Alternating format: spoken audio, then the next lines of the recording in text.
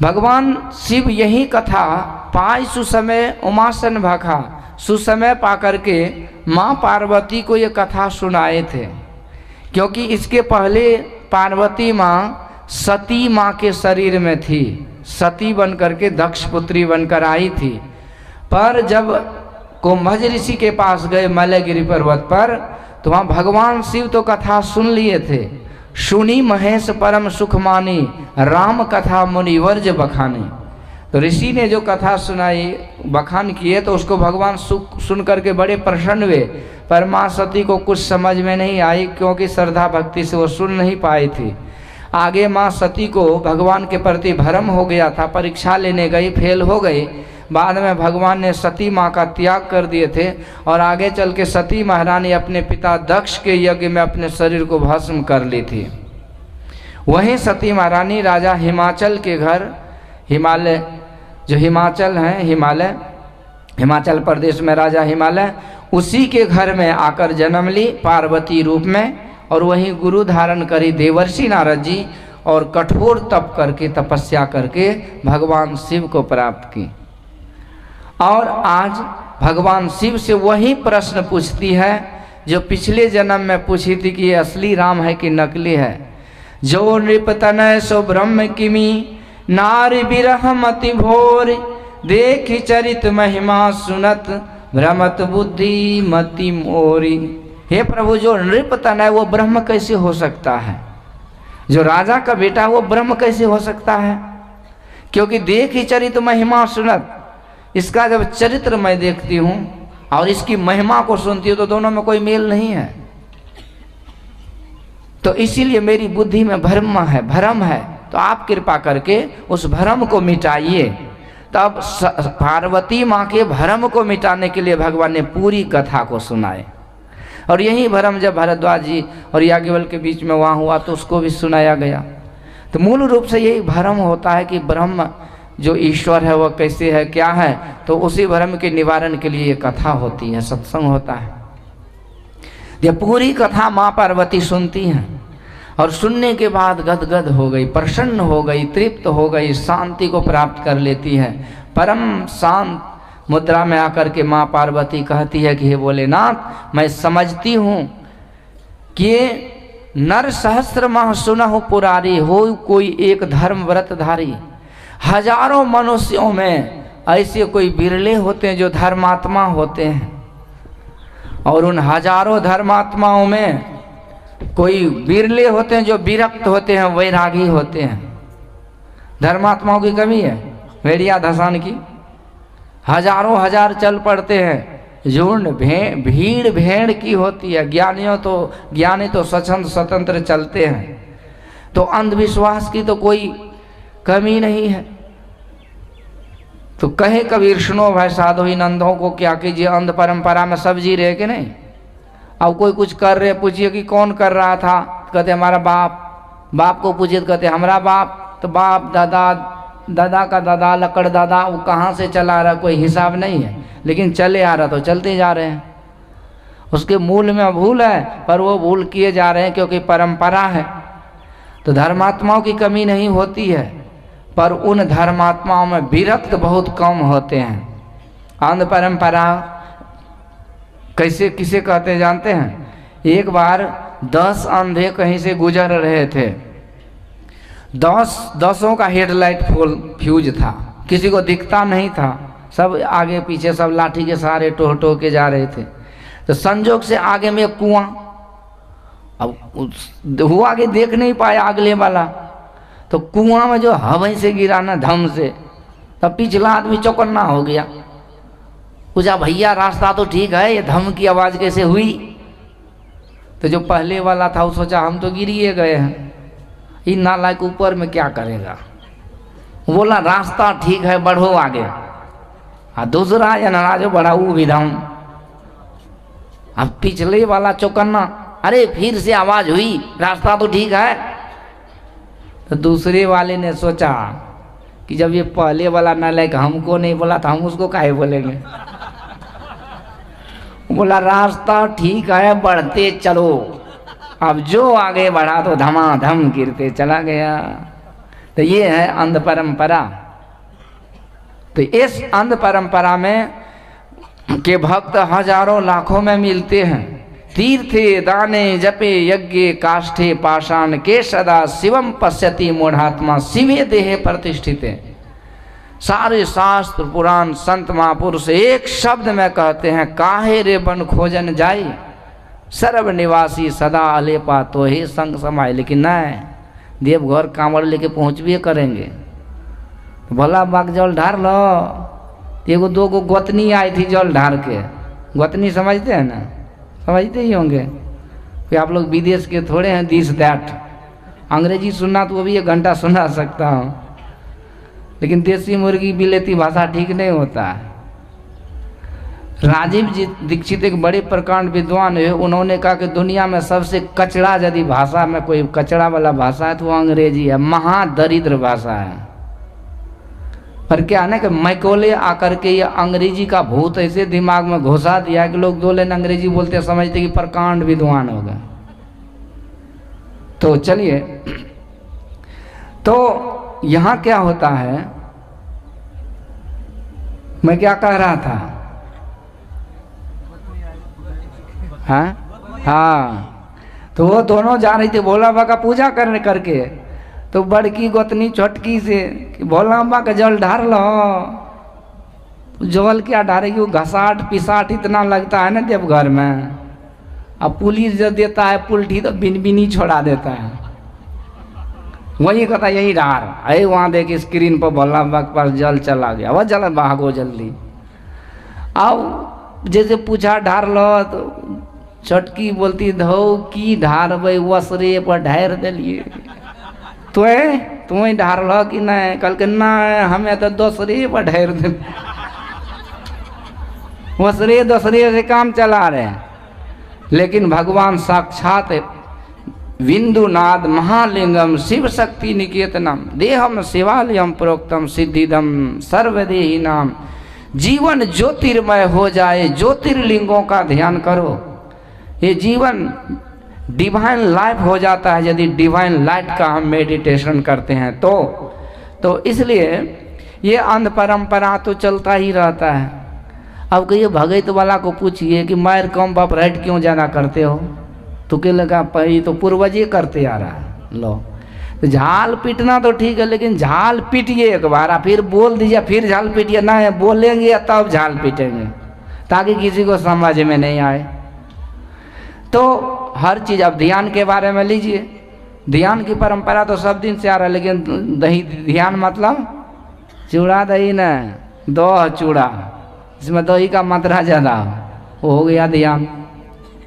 तो इस तरह से परंपरा, तो यही माँ पार्वती कहती है। पर वो हजारों ऐसे होते हैं जो भक्त तो दिखते हैं लेकिन उसमें विरक्त बहुत कम दिखता है। भक्ति करते दिखेंगे लेकिन मन में तो कुछ और ही है। सांचे का कोई ग्राहक ना ही, झूठे जगतपति जी मन में पूरी पका करके बैठे, हमको ये चाहिए वो चाहिए वो चाहिए। भक्ति एक व्यापारी है, पूरा है तो ध्यान करवा, नहीं तो नहीं करवा ले। आज यदि कोई पूजा करते हैं, सत्संग करते हैं, उसके पीछे जाइए बैकग्राउंड में तो आपको लग जाती तो कुछ उल्लू सीधा हुआ इसीलिए कर रहे हैं। आप कहीं कहीं सत्संग में भी जो भीड़ होती है ना, वैसे आप लोग खराब नहीं समझिएगा। एक जगह मैं गया था सत्संग में, सारा संपिंडन के बाद सत्संग हुआ था, 3 दिन के बाद। तो भारी भीड़ थी। मैं पूछा ये भीड़ किस लिए है भाई? तो बोला कि यहाँ सत्संग है।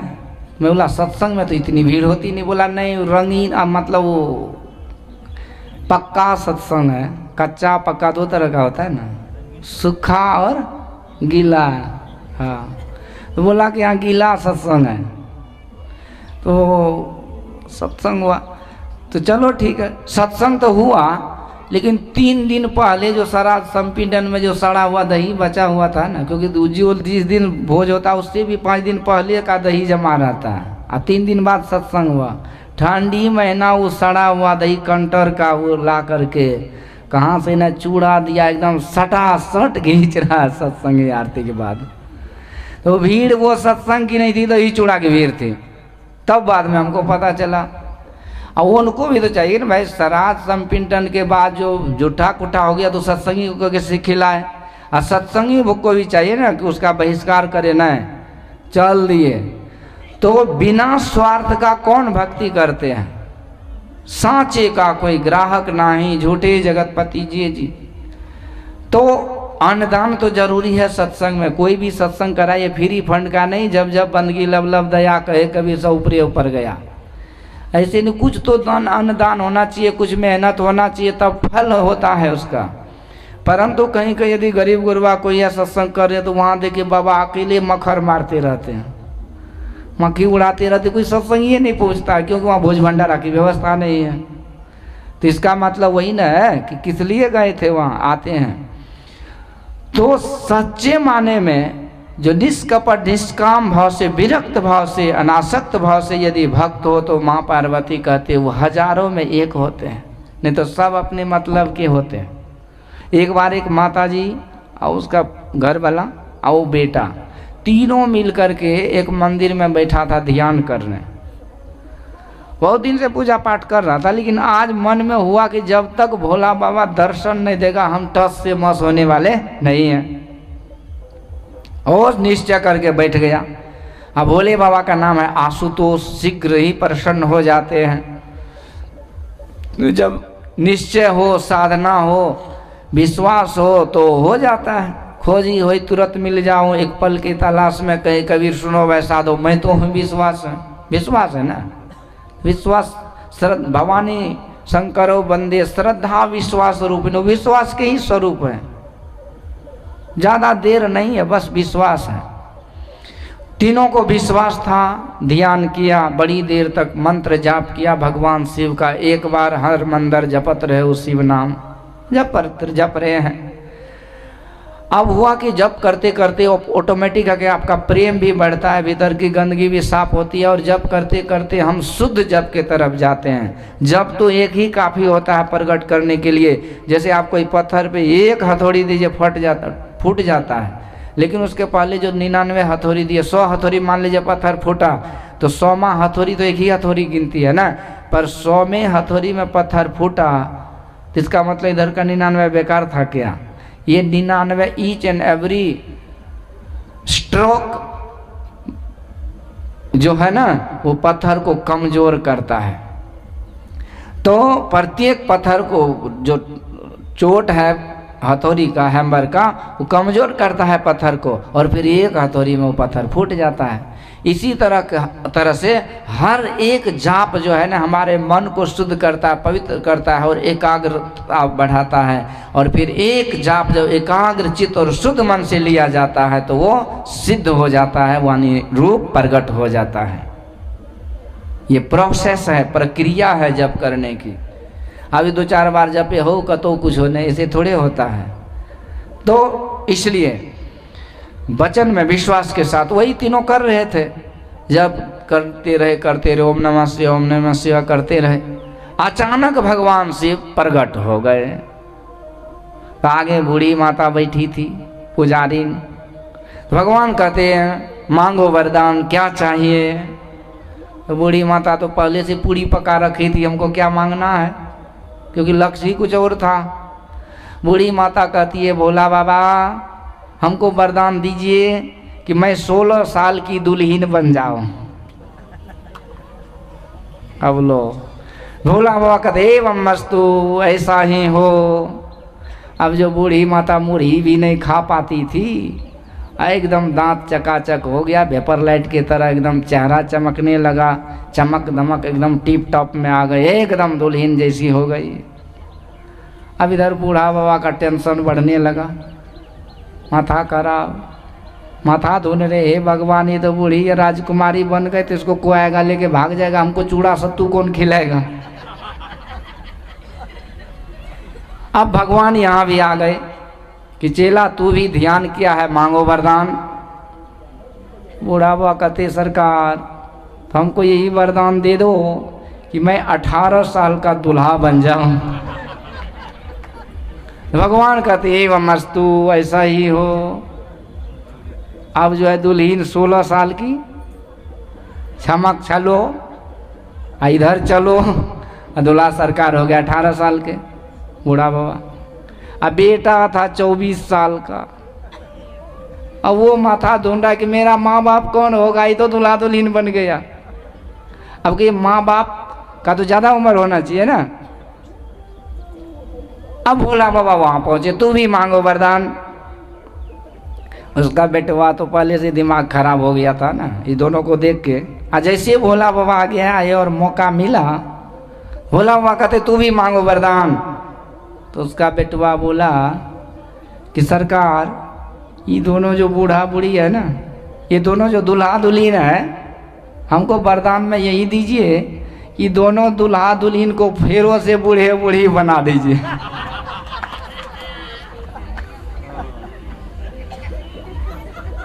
अब फिर वो जो बूढ़ा बूढ़ी बन गया, खो खो खो ढो ढो करते आगे बढ़ गए।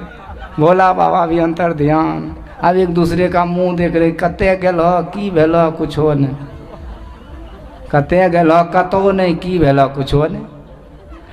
ये होता अंधविश्वास में, लोग भक्ति करते हैं, आगे पीछे लगे रहते, पर बाद में हाथ झाड़े जैसे चला जुआरी। इसीलिए भक्ति करने के लिए विरक्ति होनी चाहिए। विरक्ति को ही वैराग्य कहते हैं। हमारा राग संसार से है तो संसार से हमारा मन हटे और प्रभु में लगे, संसार के नश्वरता को समझे और ईश्वर में मन लगे। तो ऐसे माँ पार्वती कहती है कि हे प्रभु, ऐसे तो हजारों में एक होते हैं। नहीं तो आदमी को राग ऐसा है ना, मत पूछिए। एक बार तूफान आया था ना इधर, मैं उस समय में हरिद्वार में था, बाढ़ आई थी शायद 2003 की कुछ ऐसे, 8 में। तो मैं वहाँ टेलीविज़न पे देख रहा था, एक आदमी छप्पर पे बैठा था, फूस का घर में छप्पर होता है ना, वही टप्पर पैसे करके बैठा था, वो चोखड़ा घर को पकड़े। उधर से रेस्क्यू टीम आई, वो होता है ना रक्षा करने वाले, बोट लेकर, नाव लेकर। बोला भाई उतरो, ये घर ही भस रहा है, तुम्हारा क्या गारंटी है, उतरो चलो उधर किनारे। बोला इतना बढ़िया से घर बनाए हैं, चोखड़ा ठाठ करके एकदम खोड़ से छौनी किए हैं, मोठोत मारे हैं उतरने के लिए। हम घर को नहीं छोड़ेंगे चाहे जो हो जाए। घर को पकड़े, भस रहा है घर सही थे, और थोड़ी दूर तक भसते भसते घर जैसे उल्टी गया तो इसका धौर नीचे टंगड़ी ऊपर हो गई, गड़गड़ा के डूब गया। तो ये है आसक्ति, हमारी आसक्ति संसार में है। तो इसीलिए कहते हैं हजारों भक्तों में कोई एक होते जो विरक्त होते हैं। धर्मशील विरक्त अरुज्ञानी, जीवन मुक्त ब्रह्म पर प्राणी। और इन हजारों विरक्तों में जो जीवन मुक्त होते हैं ना, वो बहुत कम ही होते हैं। विरक्ति तो है, लेकिन आगे ज्ञान के अभाव में जीवन मुक्ति दशा को नहीं प्राप्त कर सकते। और उन जीवन मुक्त में भी जो ब्रह्म ज्ञानी संत होते हैं, वो तो बड़े दुर्लभ होते हैं। और उन ब्रह्म ज्ञानियों में धर्मशील विरक्त अरुज्ञानी, जीवन मुक्त ब्रह्म पर प्राणी, ब्रह्म ज्ञानियों में भी जो विज्ञानी होते हैं, जो आत्म तत्व के द्वारा, आत्मा के द्वारा परमात्मा का साक्षात्कार कर लेते हैं। दुनिया का जो भी ज्ञान है वो ज्ञानी हो गए, पर जो जिसको आत्म के द्वारा परमात्मा का साक्षात्कार हो गया वो विज्ञानी हो गए। तो ऐसे विज्ञानी बहुत कम होते हैं। पर उन विज्ञानों में भी सबते सो दुर्लभ सुर राया, राम भगति रत गत मद माया। उन विज्ञानियों में भी वो बड़े दुर्लभ होते हैं हे प्रभु, जो भक्ति में रत होते हैं और माया को त्यागे हुए महापुरुष होते हैं। तो गुरु महाराज यहाँ अपने वचन में कहते हैं कि विज्ञानी से ऊपर कोई दर्जा नहीं है। विज्ञानी मीन्स, विज्ञानी बोले तो ब्रह्मविद ब्रह्मैव जन भवति, अहम ब्रह्मास्मि, मैं ब्रह्म हूँ। अब इसके अलावा क्या होगा? हम प्रभु हम एक ही होई, अद्वंद अरु द्वैत रहे नहीं कोई। अब क्या होगा? वह तुम ही तुम वही में ही, प्रश्न पुनि रहती, आगे कोई प्रश्न ही नहीं है। सरिता निधि जल निधि माँ जाई, होई अचल जिमि जीव हरि पाई। लाली देखन मैं गई, मैं भी हो गई लाल। अब क्या होगा? हो गया सब कुछ। ब्रह्मविद ब्रह्मैव भवति, दर्शना दर्शने हित्वा यं केवल रूपतः, यह आस्ते कपि शार्दूल ब्रह्म स ब्रह्मवित् स्वयं। हे कपि शार्दूल हनुमान जी महाराज, दृश्य और अदृश्य को त्याग कर जब ये जीव उस ब्रह्म को जान लेता है तो ये ब्रह्म जैसा नहीं अपितु ब्रह्म ही हो जाता है। तो हो गया, तब उसके आगे कोई पद ही नहीं है। तजी जोग पावक देह हरि पद लीन वही जह नहीं फिरे, ब्रह्म स्वरूप हो गए। कथा सुनाते सुनाते परीक्षित को भी सुखदेव जी महाराज ने कहा कि हे आत्मस्वरूप बेटा परीक्षित, तो अपने आत्मा के द्वारा उस परमात्मा को साक्षात्कार करो। और सुखदेव जी महाराज जैसे परम संत के आशीर्वाद और साधना और आशीर्वाद और उसकी तपस्या परीक्षित की अपनी, कि परीक्षित कहते हैं कि गुरुदेव मैं अब दुनिया में ब्रह्म के अलावा कुछ नहीं देखता, मैं स्वयं ब्रह्म हूँ और मुझे एक मृत्यु कौन के हजारों मृत्यु तक्षक भी मेरे सामने आ जाए तो मेरा कुछ भी नहीं कर सकता है। ये आत्म परिनिष्ठित हो गए थे, आत्मा की सत्ता में परिनिष्ठित। तो इसलिए ब्रह्म भूतो महायोगी निसंगो छिन्न संशय, परीक्षित महाराज के बारे में कहा गया कि जीवात्मा और परमात्मा की एकता रूप महायोग समाधि में लीन होकर महाराज परीक्षित ब्रह्म स्वरूप हो गए। श्री सद्गुरु, इसके आगे कोई सत्ता नहीं है। लेकिन यहाँ तुलसीदास जी महाराज की विशेषता देखिए, कहते उससे भी उसमें भी वो दुर्लभ है जो राम भगति रत गत मद माया। देखिए संत संत सब एक है, जस पुछते की खेत, कोई सयाने लाल है बाकी सेत के सेत। संत तो सब एक है ना, जो उस पद तक पहुँचे हैं सब एक है। सब संतन की बड़ी बलिहारी, जे पहुँचे थे कहे गए तिनकी एक ही बात, सब सयाने एक मत तिनकी एक ही जा। सब संतन की बड़ी बलिहारी तो करते हैं, लेकिन उन संतों में भी जिस संत के द्वारा विशेष उपकार होता है उसकी विशेष जय जयकार होती है। तो संत महापुरुषों को करना कुछ नहीं होता उस पद को प्राप्त होने के बाद, परंतु फिर भी सांसारिक लोगों को जो मोह माया में जकड़े हुए फंसे हुए संसार रूपी अंधकूप में गिरे पड़े हैं, तो उस सांसारिक लोगों को उस परमात्मा की भक्ति में लगाने के लिए, उसको भक्ति की ओर अग्रसर करने के लिए, प्रेरित करने के लिए, उसके अंदर ज्ञान वैराग्य भक्ति को जागृत करने के लिए और ईश्वर के पथ पर चलान पथिक बनाने के लिए वो स्वयं महापुरुष जिसको कुछ भी करना नहीं रह जाता, वो दिन रात भक्ति में रत रहते हैं। यही माँ पार्वती कहती है कि हे प्रभु ऐसे जो संत है वो बड़े दुर्लभ हैं। ऐसे हमारे गुरु महाराज थे, पूज्य गुरु से भी भगीरथ बाबा बोलते थे कि मैं और जो अभी वर्तमान में आचार्य श्री है, ये दोनों हम लोग पाठ करते थे 3 बजे में रोज के रोज। एक आप लोग अभी तो शायद रखा हुआ है, नहीं है, एक नीम का चौकी जिस पर गुरु महाराज का 2 मसलम लगता था गुरु निवास के ही अंदर, उधर हुजूर जहाँ रहते उसी पर। और 96-97 का 2000 ईस्वी तक लगा ये नीम का चौकी, उसमें फोल्डिंग पौवा वाला फोल्डिंग, उसको 3 बजे लगाया जाता है। मैं भी कुछ दिन उसको लगाया हूँ, पाठ भी किया हूँ वहाँ। तो वहीं पर बाबा बोलते थे कि मैं और आचार्य श्री दोनों मिल के रामायण पाठ करते थे और गुरु महाराज वहीं मसलम लगा के समाधि में रहते थे 3 बजे, ठीक 3 बजे। अब गुरु महाराज की आंखें बंद है, गहरी नींद अब सांसारिक लोगों की नज़र में मतलब सोए हुए, पर सो वही निद्रा तजी योगी। वो सोते कहाँ हैं जानते हैं? मही पर सोई के सोई रहियो, जननी संग सोई के बाल कहाइयो, अब तो लगियो त्रिया संग सोवन, सारी उम्र तुम सोए गवायो। क्षीर समुद्र के सोवन हारा, उनसे नहीं तुमने लगायो, सोवत सोवत सोई रहियो, अब चिता पर सुवन को दिन आयो। तो परमात्मा जो योग निद्रा में रहते हैं, सो वही निद्रा तजी योगी। तो सांसारिक ये जड़ नीचे भाग में नहीं जाकर के ऊपरी ब्रह्मांडी भाग में जाकर के जो परमात्मा के एकता रूप समाधि अवस्था में रहते हैं, तो वो भी बाहरी दृष्टि से सोया हुआ ही कहा जाता है। तो ऐसे संत महापुरुष होते हैं, वो सोते तो जरूर हैं लेकिन संसार में नहीं सोते हैं, मतलब को हम जड़ नहीं होकर के सोते हैं, अज्ञान अवस्था में नहीं सोते हैं, परम ज्ञान अवस्था में रहते हैं। लक्ष्मण जी को शक्तिवान लगी, सुसेन को पूरा मेडिकल सहित हनुमान जी ले आए लंकापुरी से। और इसके बाद सुसेन बोला भी कि महाराज आप तो धर्म के लिए अवतार लिए हो और मैं दुश्मन, आपके दुश्मन का वैद्य हूँ, तो मुझसे यह धर्म क्यों करा रहे हो? भगवान कहते चुप करो, धर्म की बात मुझसे मत बोलो। यदि धर्म की बात बोलते हो तो धर्मवान विग्रहो रामा, मैं धर्म का ही रूप हूँ और मैं धर्म के लिए सब कुछ त्याग दिया, तो लक्ष्मण जी क्या ऐसे भी मैं त्याग दूंगा। जिस धर्म पे प्यारा राज्य गया और पितृदेव का मरण हुआ, जिस धर्म पे भाई भरत झूठा सीता प्यारे का हरण हुआ, उस धर्म के खातिर लक्ष्मण भी यदि मरता है तो मरने दो, ये राम धर्म नहीं छोड़ेगा, अब हमको धर्म निभाने दो।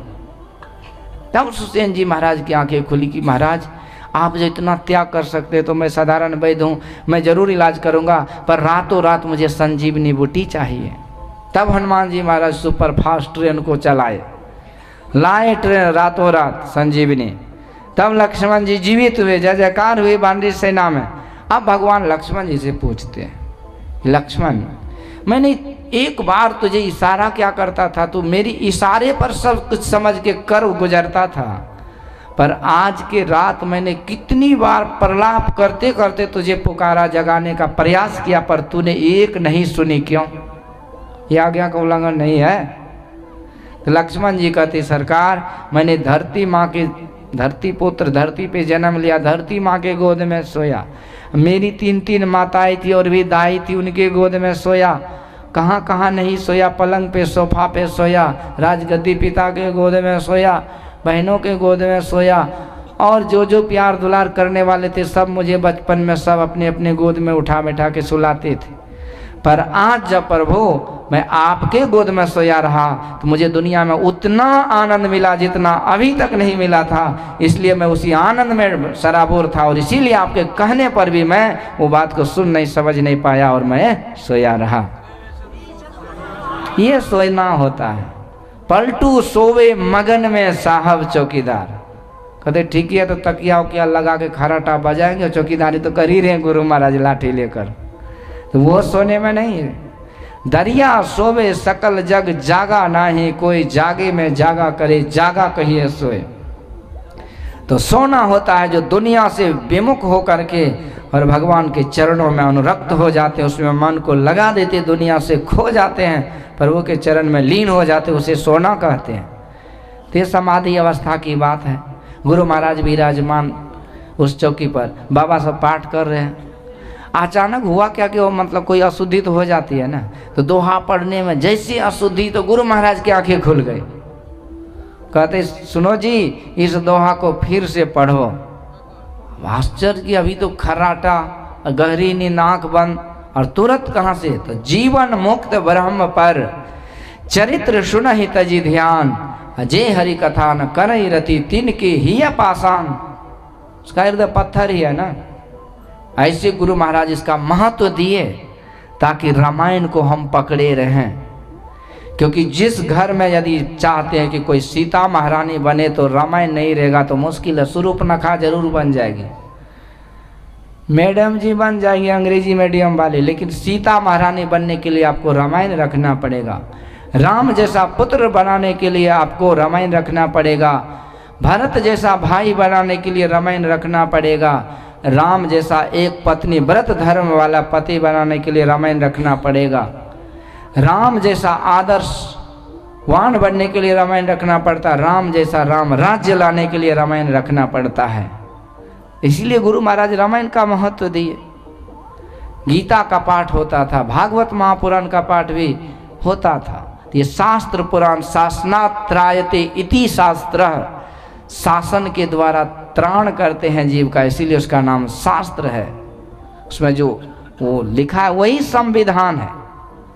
अगर ये जो है तो नाम अंबेडकर जी का सारा अंग्रेजों का संविधान तो जो भारतीय को लूटने के लिए बनाया था वही चल रहा है ना। इसलिए संविधान कौन सी है, कानून क्या है।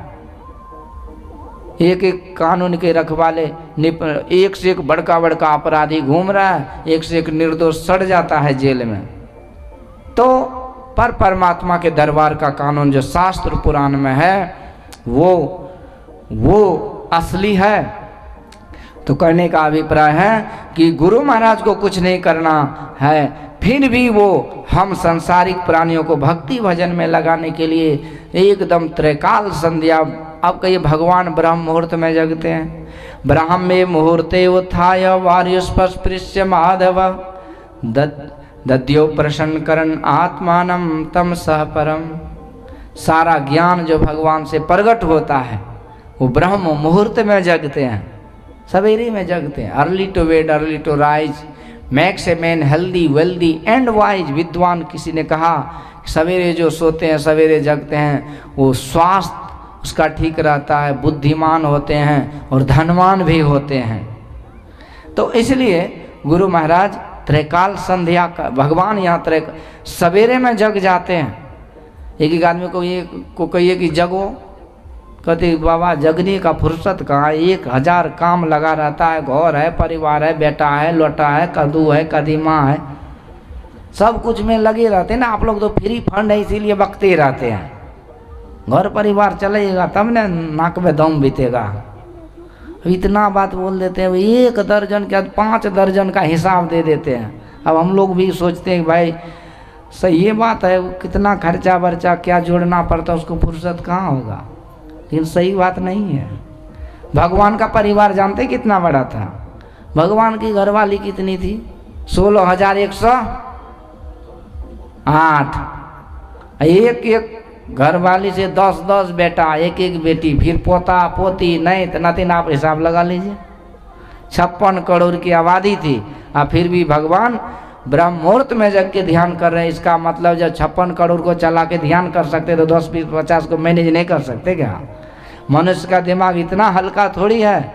एक देश को चलाने वाले भी समय समय पर संध्या वंदन करते हैं जो ऐसे हैं। तो इसलिए ये महापुरुष माँ पार्वती कहती है ऐसे महापुरुष बड़े दुर्लभ होते हैं जो हमको भक्ति भजन में लगाने के लिए खुद इस पर करते हैं।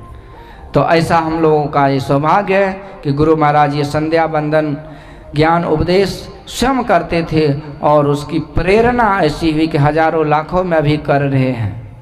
तो कैसे साधन भजन करते हैं, कहाँ करते हैं, आगे इसी का वर्णन भगवान शिव स्वयं माँ पार्वती को सुनाए कि हे देवी पार्वती, एक बार मैं घूमते घूमते जब तुम्हारा सती वाला शरीर छूटा तो मैं चला गया था घूमते घूमते नीलगिरी पर्वत जो सुमेरुगिरी पर्वत से उत्तर दिशा में है, और वहीं पर एक काग भुसुंडी जी रहते हैं। ते ही गिरी निकट बसई खग सोई अजासु नाश कल पांत न होई। देखिए यहाँ शब्द पर गौर कीजिए कि दुनिया में सब कुछ का नाश हो जाए लेकिन वो काग भुसुंडी का नाश नहीं होता। वो उसी पर्वत पे रहते हैं जहाँ पर कि कोई नाश उसका नाश नहीं होता है। अब दुनिया में ऐसा कोई जगह है जो नाश नहीं होता है? गुरु महाराज कहते 7 स्वर्ग हूँ केरे निवासी, देव धनुज सब अमित बिलासी, कोई न स्थिर सबई बटोही, सत्य शांति एक स्थिर वही। 7 स्वर्ग के निवासी कोई स्थिर नहीं है, सब बटो ही है। साधो ही मुर्दन के गांव, पीर मरे पैगंबर मर गए जिंदा जोगी, राजा मर गए प्रजा मर गए वैद्य और रोगी। 9 मर गए 10 मर गए 788, 33 कोटि देवता मर गए पर गए काल के फांसी। सूर्यो मरिए चंदो मरिए धरणी आकाशा, 14 भुवन चौधरी मर गए इन्हों के कासा। 14 भुवन का चौधरी वो विधाता ब्रह्मा जी, वो भी एक दिन राम नाम सत है। बचपन में कहते हैं कि आगे पढ़ाई सत है, पढ़ाई के बाद नौकरी सत है, फिर परिवार पत्नी बाल बच्चे सत है। बुढ़ापा में कहते हैं बाप बड़ा न भैया, सबसे बड़ा रुपया पैसा रुपया सत है। और जब अंत समय आता है मरने लगते हैं तो सुनने को मिलता है राम नाम सत है, सबका यही गत है। ये सब छूट जाता है। तो कुछ यहाँ अस्थाई तो है नहीं, परमानेंट। संसरति इति संसार, जो सरक रहा है खिसक रहा है उसी का नाम संसार है। ये नश्वर संसार है। एक बार ये ब्रह्मा जी, ये इंद्र भगवान ने विश्वकर्मा बाबा को बुलाए कि महाराज मैं ये नक्शा देता हूँ, पास करके लाया हूँ, आप इसी के अनुसार आप इंद्र में कोई विशाल भवन बना दो। और वो जो विश्वकर्मा बाबा ने देखा तो सोचा कि बनाते बनाते हम ही ख़त्म हो जाएंगे, इतना लंबा चौड़ा एस्टीमेट दे रखा है। तो उसी समय भगवान नारायण के पास गए कि प्रभु हमें बचा लो, ये तो इंद्र लगता है हमको लपेट लिया, जीवन बीत जाएगा बनाते बनाते।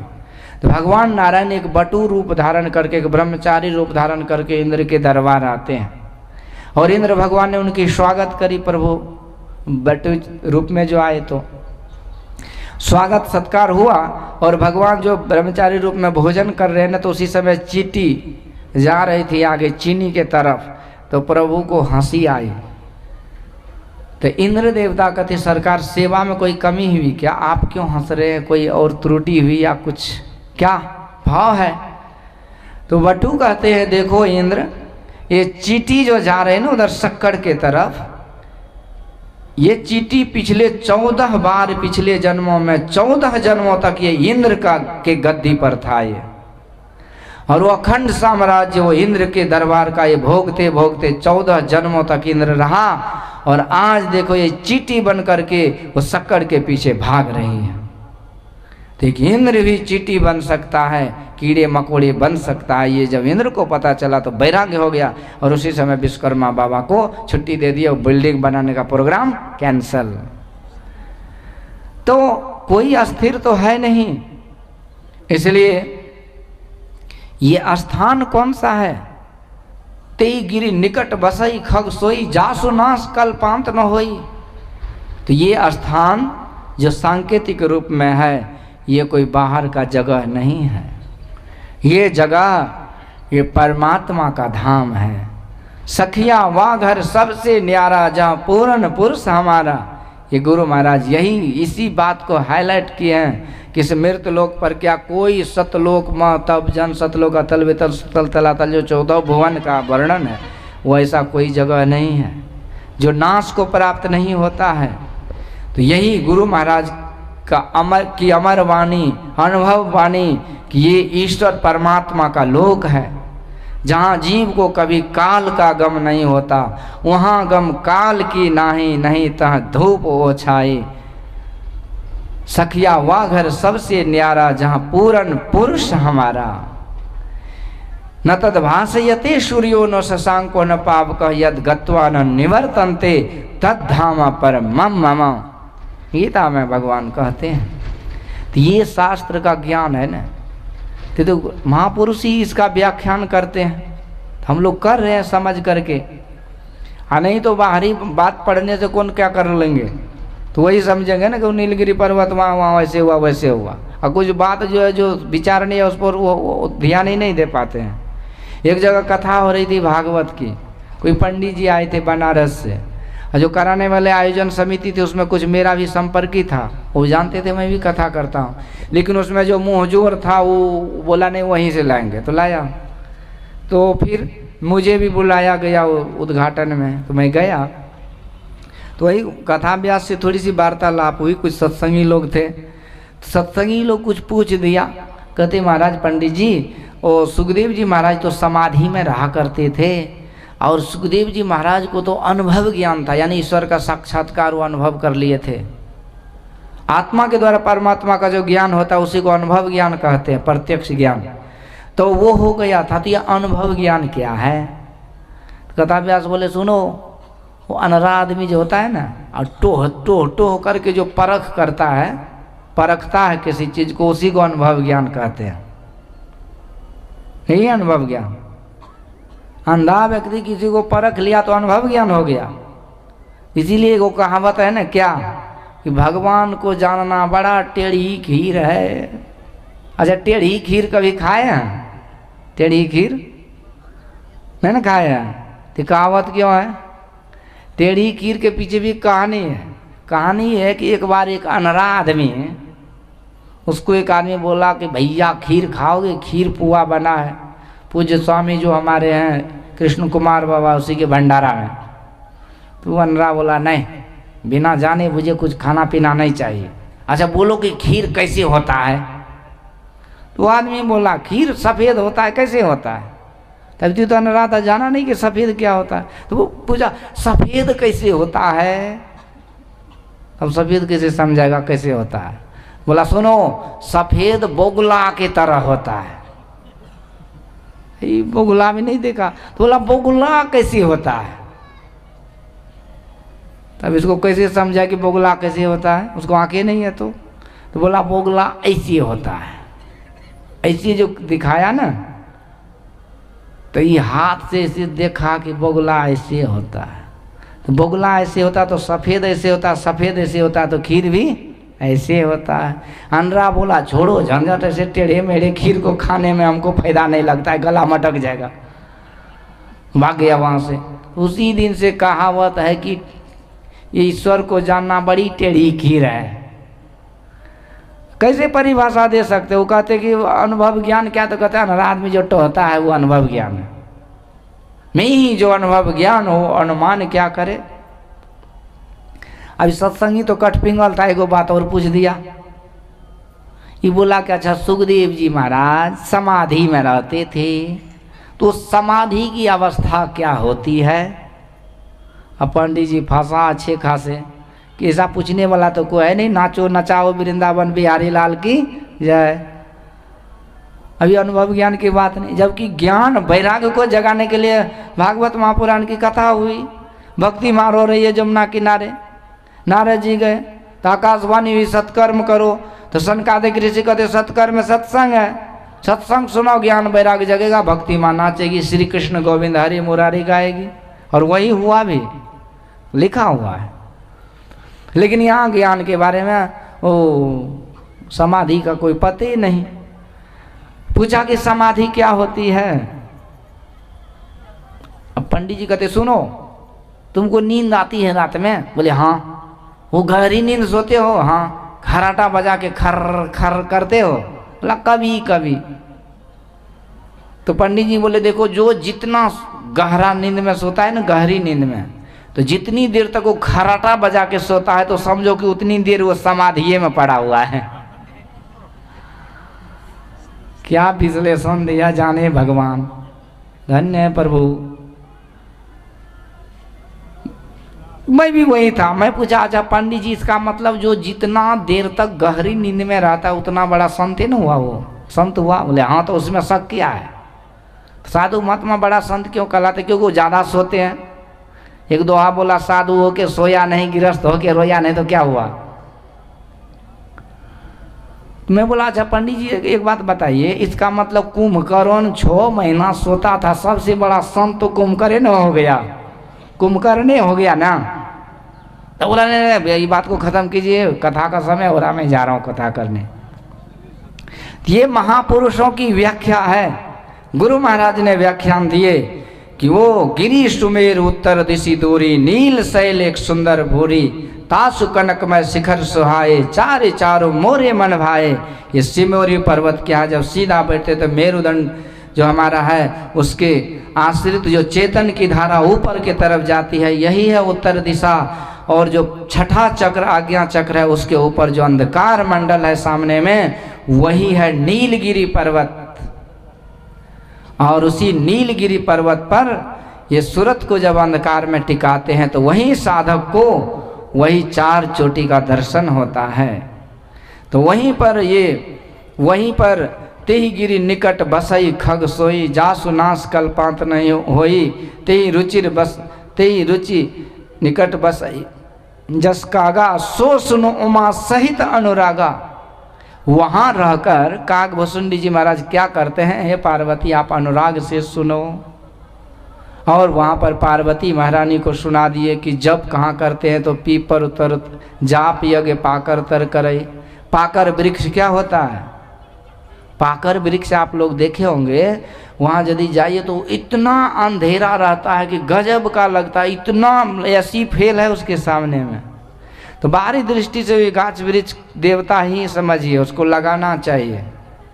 हर जन्मदिन में एक पौधा लगा दीजिए और उस दिन जन्मदिन मनाइए। तो इस तरह से ये पोल्यूशन के हिसाब से भी और पर्यावरण के हिसाब से भी लाभ है। और वृक्ष देवता की तरह है जो हमको देता रहता है, कुछ न कुछ देता है। वृक्ष सूख जाता है, उसके लकड़ी से हम कितना क्या प्रयोग कर लेते हैं, छाया देता है, फल देता है। हम पत्थर मारते हो फल देता है। तो पाकर वृक्ष तो बाहर में भी लाभदायक है। भगवान कहते वृक्षों में मैं पीपल का वृक्ष हूँ। पीपल ऑक्सीजन 24 घंटा प्रदान करता है, सोचिए। इसलिए पहले हम लोग पूजा करते थे, लोग कहते अंधविश्वास में हो, तो क्रिसमस ट्री को लगाना विश्वास है क्या? उसमें कौन चीज मिलता है। इसलिए गौ की सेवा करते हैं तो कहते तुम लोग गौ की पूजा करते हो, जानवर की। और तुम जो कुत्ता पालते रहते हो, है बेबी डॉग, है बेबी डॉग, वो कौन सा हो गया, क्या हो गया। तो अपना तो पैर में फंदा है, वो सूझता नहीं, लेकिन दूसरे को खंडन मंडन लोग करते, अलग बात है। तो पाकर वृक्ष के नीचे जप करना चाहिए। जाप यज्ञ पाकर तर करे। उसके पहले है बटतर करी हरि कथा प्रसंगा। बट वृक्ष को अमर वृक्ष कहा गया है। अब देखिए सावित्री पूजा में बट वृक्ष पर माता बहनें धागा लगाती है, उसमें औषधीय गुण भी है। आपको एक वैद्य है ना, वो बट जो बरगद वृक्ष है उसका जो फर्री है ना, उसका जड़ी देते हैं तो जो माता बहन को बाल बच्चा नहीं वो होता है। मुझे ज़्यादा जानकारी नहीं है लेकिन होता है। इसके बाद जिसको शारीरिक कमजोरी है, यदि बतासा में 10-20 बूंद वो बरगद के दूध को 10-20 बूंद करके रोज खाए तो उसका कमजोरी दूर हो जाता है जल्दी से। बरगद वृक्ष में बहुत फायदा है। तो आम वृक्ष के नीचे भी साधना हो रहा है। आम छा करी मानस पूजा, आम को फल का राजा बताया गया। तो अंदर में तो उसका रहस्य है ही, बाहर में भी बहुत लाभ है। आजकल बच्चे को देखिए, अब आम का सीजन आने वाला है, उसको कुछ नहीं चाहिए, मैंगो फ्रूटी चाहिए। मैंगो फ्रूटी में मैंगो नहीं होता है, लेकिन फल का राजा आम है। वो सब लाभ जो शरीर में स्वाद में होना चाहिए वो उससे वंचित हो जाता है। किसान बेचारा माथा धुनते रहते हैं और वो विदेशी कंपनी करोड़ों लूट के ले जाता है वो फ्रूटी के नाम पर। तो इसलिए अब चलिए यहाँ पाकर क्या है, तो गुरु के भेद को प्राप्त करके जप करना होता है। और बट वृक्ष के नीचे कथा क्या हुआ, तो बट वृक्ष चारों तरफ फैला रहता है। एक एक उसका डाल नीचे, जो सिर नीचे आता है तो वो भी एक वृक्ष हो जाता है। इसी तरह समय समय पर संत महापुरुष जो है वेद शास्त्र पुराण जो है उसको और उसकी पुष्टि करके और ज्ञान को बढ़ाते रहते हैं। और संत हुए थे हैं और आते होते रहते हैं। और ये ज्ञान का जो है अथाह ज्ञान, ईश्वर का के स्वरूप का ज्ञान का प्रचार चलते रहता है। तो यही शास्त्र पुराण और संतवाणी, संत महापुरुषों का अनुभव ज्ञान, यही इसी के आश्रय लेकर के जो सत्संग होता है, विरत वार्ता, इसी को बट वृक्ष कहते हैं। तो ये सारा ज्ञान यहाँ पर काकभूषुंडी जी महाराज को मिला था। और वही भगवान शिव कहते हैं कि उसी तरह के ज्ञान की जरूरत है जिसको गुरु महाराज समास रूप में कहते, मानस जप मानस ध्यान। गुरु जाप मानस ध्यान मानस कीजिए दृढ़ साध कर, इनका प्रथम अभ्यास कर शुद्ध करना चाहिए। तो सत्संग नित और ध्यान नित, तो सत्संग करते रहें। यही हो गया बट वृक्ष के नीचे आप बैठे हैं और गुरु से भेद लीजिए, तो ये हो गया आम का वृक्ष। और उसी तरह से आम छा मानस मानस ध्यान हो गया और गुरु से भेद लीजिए, पाकर वृक्ष हो गया। तो ये रहस्य उजागर काकभूषुंडी जी महाराज का भगवान शिव ने यहाँ व्याख्या की और गुरु महाराज की कृपा से उजागर हुआ। काकभूषुंडी जी महाराज को ये ज्ञान ऐसे नहीं मिला, वो भी बहुत बड़े भक्त थे। कई जन्मों की व्याख्यान अपने से वो गरुड़ जी को सुनाए थे कि महाराज मैं एक जन्म में अवधपुरी में शूद्र बन के आया था, वहाँ अकाली पड़ी और मैं भगवान नारायण का विरोधी था। मैं सोचा भगवान अपने अयोध्या को संभाल नहीं पाए, कौन सा भगवान है, चलो उज्जैन जाते हैं जो भगवान कालेश्वर का स्थान है। वहाँ आया और गुरु बनाया और गुरु से मैंने शिव मंत्र लिया, भगवान शिव का उपासना में करने लगा। पर एक बार गुरु जी आया, मैं बैठ करके आंख बंद कर लिया बिना मतलब ये कहा कि गुरु जी को फालतू का टोक नमस्कार करने का लफड़ा। तो एक बार हर मंदिर जपत रहे शिव नाम, गुरु आए अभिमानते उठी न किन प्रणाम। प्रणाम नहीं कि उसका परिणाम बड़ा दुखद हुआ, उसे श्राप लगा कि जाओ तुम त्रियग योनि में चले जाओ, 10,000 वर्षों के लिए अजगर बनोगे। हाहाकार मच गया। पर गुरु दयालु होते हैं, कितने दयालु। तो माता पिता से ममता माता में 100 गुना, माता से 100 गुना यदि हरि में ममता है तो हरि से भी 100 गुना गुरु में ममता है। माता को लाख कोई कष्ट पहुंचाए फिर भी बच्चा के लिए उसके मुंह से श्राप नहीं दुआ निकलती है। एक साई स्वामी जी महाराज कथा करते थे, कहते थे प्रसंग, एक आवारा बेटा गया था, किसी को कुसंग में पड़ गया और उसके साथ वो रहने लगा प्रेमिका के। और उन्होंने एक दिन बोली कि तुम मुझसे यदि सबसे ज़्यादा प्रेम करते तो अपने माँ का कलेजी ला सकते हो। तो ये दुष्ट कसाई क्या बोला जानते हैं? बोला तुम्हारे लिए तो मैं अपना कलेजी दे सकता हूँ। तो बोले नहीं नहीं, तुम्हारा कलेजी नहीं, तुम्हारे माँ का कलेजी। चल दिया लाने के लिए। और उसकी माँ भोजन बना के बैठी है, बेटा आएगा, इकलौता है, लाडला दुलारा प्यारा, वो खाएगा तो ना मैं खाऊंगी। अब भूखे देहरी पे बेचारी सो गई। अही उधर से आया, देखा ये तो सोई पड़ी है, इधर उधर कोई था नहीं, मौका का फायदा लिया और वो तीक्ष्ण छुरा जो है गला दबा के गर्दन पे चलाया। बेचारी माँ तो दबी रह गई और उसका कलेजी काट के हाथ में लिया, खून तो बह गया था फुहारा। कलेजी लेके दौड़े दौड़े जा रहा है प्रेमिका के पास, गिफ्ट देने, उसको प्रसन्न करने। देखिए, और जो खून नीचे था देख नहीं पाया, उस पर पैर गया और उसी पर पिछड़ के जोर से गिर गया वो, और कलेजी हाथ से छिटक के दूर गिरा। तो चोट तो लगा बड़ी जोर से। तो उसी समय वो कलेजी से आवाज आती है कि बेटा बेटा तुझे कहीं चोट तो नहीं लगी? देख तू बड़ा मासूम है, कोमल है तुम्हारा शरीर, तुम्हें चोट लगता है तो मुझे दर्द होता है, इसलिए बेटा आराम से जा, उठा ले मेरा कलेजी और जा। अब तो उस बेटा को लगा कि दांती लग गए, छाती पीट पीट के रोने लगा, दहाड़ पार के रोने लगा। पर एक संत आए, कहते रोने धोने से कुछ नहीं होगा, तू तो कसाई बन के देवी स्वरूपा माँ का यह अनादर किया, अब भगवान ही तुझे माफ करे, प्रायश्चित करो, जब ध्यान करो। कहीं उस तुम्हारी माँ कहीं अपने से उरीन कर दे तब तू उरीन हो सकता है, नहीं तो तुझे नरक में भी जगह मिलना संभव नहीं है।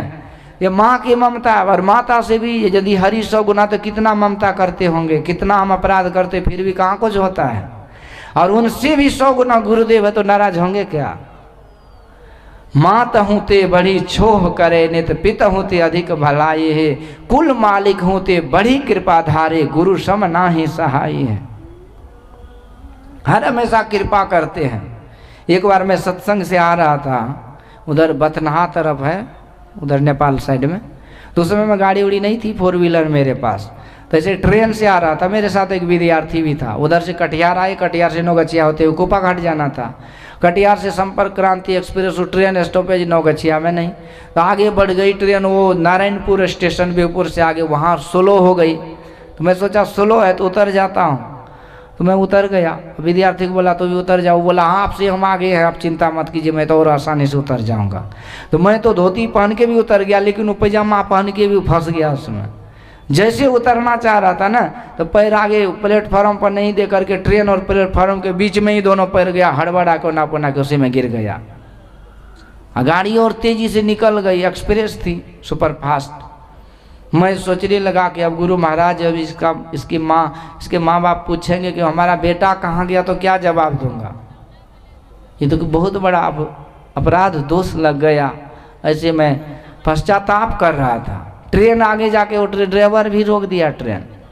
और संजोग देखिए, जैसे प्लेटफार्म को ट्रेन आगे छोड़ के आगे निकली ना, तो जिस तरह से वो औनापोना के नीचे गिरा था, उसी तरह से हड़बड़ा करके उठ के वो खड़ा हो गया।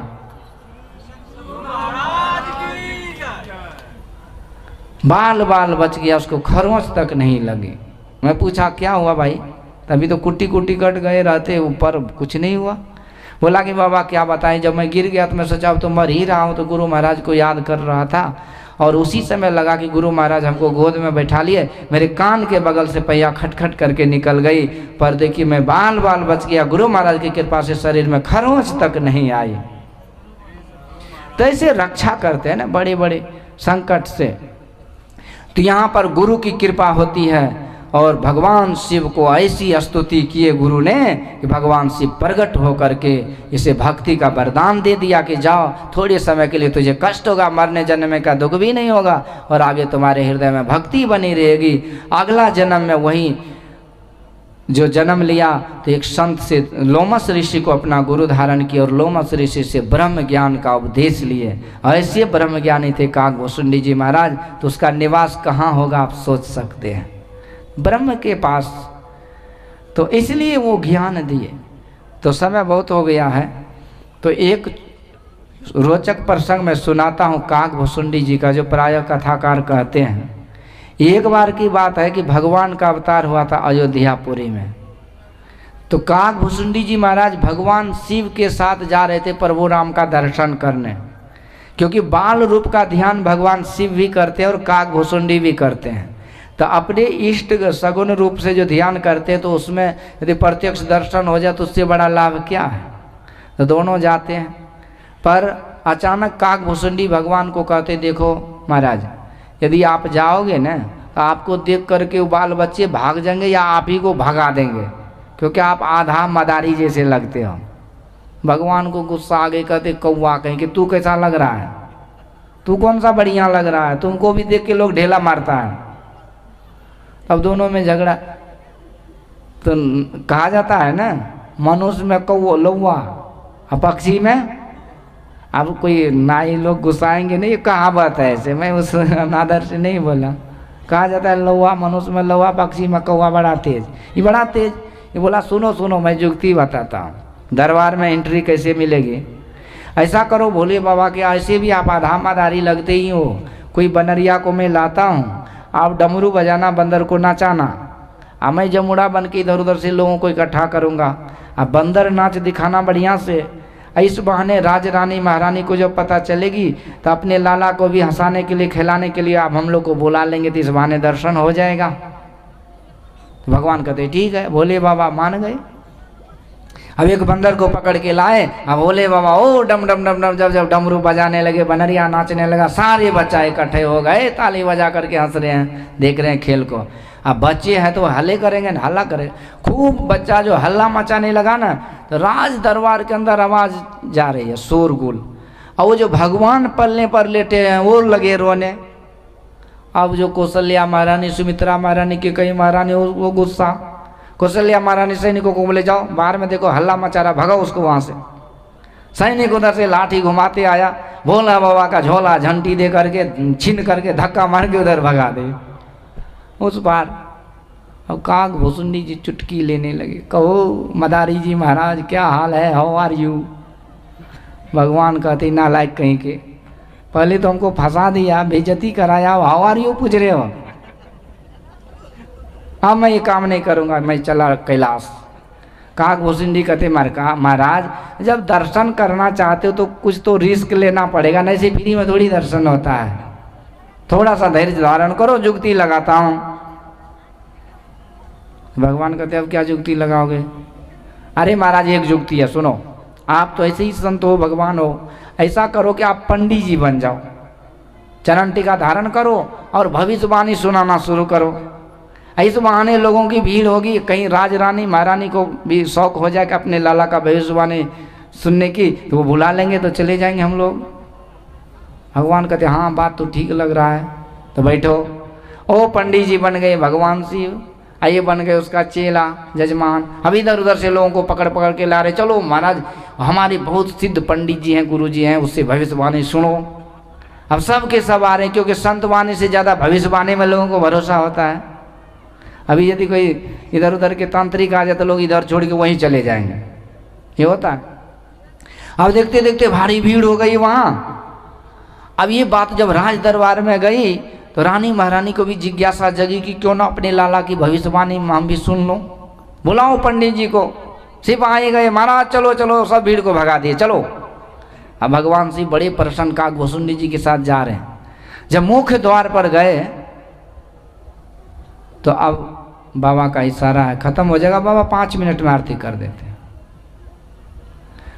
तो मुख्य द्वार पर जब गए ना, नहीं दूसरे को बुला रहे, इधर नहीं बोल रहे। मुख्य द्वार पर जब गए तो सिपाही ने वहाँ रोका, भाला लेके खड़ा रहता है ना पुराने जमाने में, टीवी में देखे होंगे। कहते खबरदार, जिसको बुलाया है वहीं जाएगा। अभी भी कुप्पाघाट में मोहन भागवत जी आए थे तो फालतू आदमी को जाने नहीं देते थे। तब भगवान कहते हमको बुलाया, तो कहते जाइए, और काक भुसुंडी को रोक दिए। भगवान कहते हाँ ये चेला चटिया है, पीछे रहने दो, अपना बैठेगा, झाल बजेगा, हम जा रहे हैं। अब काक भुसुंडी को गुस्सा आई, कहते सुनो शंकर जी, यदि हमको जाने का मौका नहीं मिला तो जितना नौटंगी किए हो सब मैं उजागर कर दूंगा, सब पोल पट्टी खोल दूंगा।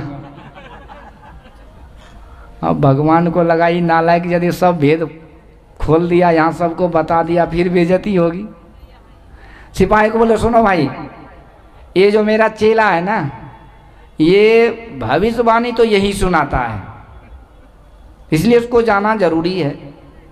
सिपाही बोला जब भविष्यवाणी ये सुनाता है तो तू खेला करने जाओगे वहाँ, चेला को ही जाने दो। अब भगवान को ही रोक दी। काक भुसुंडी कहते हैं हाँ हाँ इसको डमरू बजाने दो, ये यहीं पड़े रहेगा, मैं सब कुछ कर लूँगा, चलो चलो।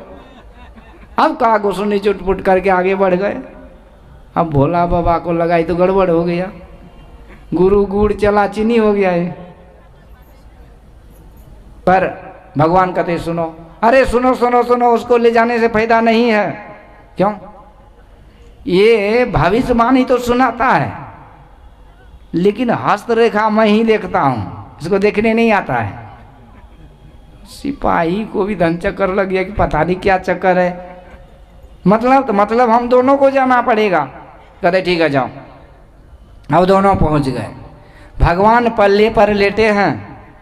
उसी समय भगवान शिव ने प्रणाम किया। बंदौ बाल रूप सोई राम, सब सिद्धि सुलभ जपत जी सुनाम। बंधन करते हैं, पर काग भुसुंडी जी चुकुर भुकुर कर रहे हैं। ये नकली है कि असली है? कोई 1.5 फुट का बच्चा कहीं भगवान होता है?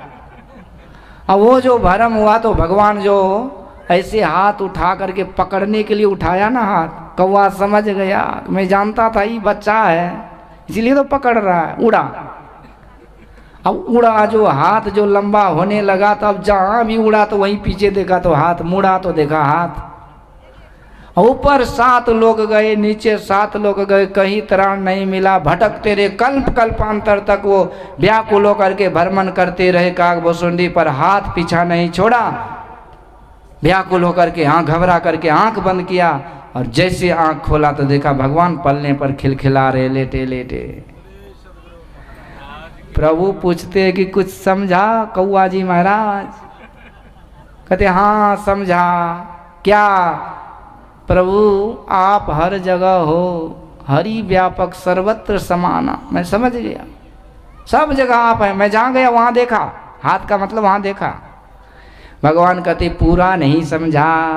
यूँ कह के प्रभु ने फिर मुस्कुरा दिया।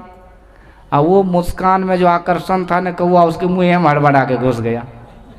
अब लो, अब वहाँ जो फड़फड़ाने लगा तो वहाँ पूरा इंडिया गेट खुल गया, और वहाँ भी हजारों हजार लोग लोकांतर कल्प कल्पांतर तक भ्रमण करते रहा, कहीं कोई और छोर नहीं मिला। बाद में व्याकुल होकर के वो फिर से काग भुसुंडी जी ने आंख बंद किया, और जैसे आंख खोला तो फिर देखा भगवान पलने पर खिलखिला रहे हैं। तो भगवान कहते कुछ समझा इस बार? काग भुसुंडी जी कहते सरकार बहुत कुछ समझ गया कि पूरी समझ गया। क्या? तो सरकार पहली बार तो मैं समझा था कि हर जगह आप हैं, और इस बार समझा कि हर जगह आप में है। यानी कि ईश्वर सबसे बड़ा है इसलिए सब कुछ उसके अंदर है, ईश्वर सबसे छोटा है इसलिए सब में वह समाये हुए हैं। तो यही ईश्वर का परम, ईश्वर का ये रहस्यमय ज्ञान, अनुभव ज्ञान काग भुसुंडी जी महाराज को था, इसलिए वो परमात्मा के धाम में हैं। और इसीलिए यहाँ भगवान शिव उसी परमात्मा के धाम का वर्णन करते हैं, जिस धाम में हम लोग इसी 4 चोटी पर और उसी सरोवर के सहारे अंदर के सीढ़ी से हम उस तक पहुँचते हैं। ये साधना की बात है, इसको कहने में कोई और छोर नहीं है, पर यहाँ समय सीमा के अंतर्गत इन्हीं शब्दों के साथ अभी का प्रवचन पूरा हुआ। पर आप लोग आते रहिए, अभी तो थोड़ी सी झांकी है, बहुत कार्यक्रम अभी बाकी है, 2 दिन धूमधाम से होगा, इतनी व्यवस्था पूज्य बाबा यहाँ की हैं। बोलिए श्री सद्गुरु महाराज की जय।